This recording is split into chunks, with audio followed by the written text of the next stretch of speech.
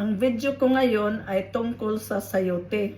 Kasi maraming nagtatanong kung paano daw magtanim ng sayote at ano daw ang itanim.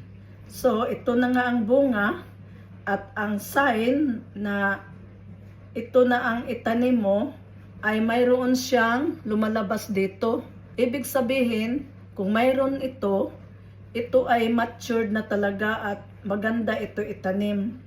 Kung gusto mo magtanim, makabili ka nito sa palengke.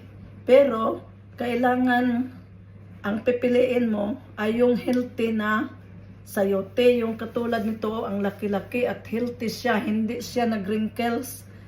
So, kung mayroon na nito, patubuin mo muna ng 6 inches or 12 inches at saka ilagay mo ito sa madilim.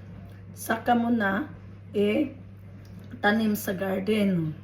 Ang shoot na lalabas at tiging dahon na yon.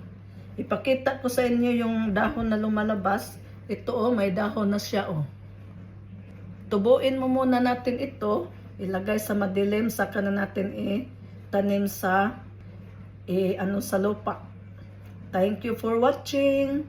Bye!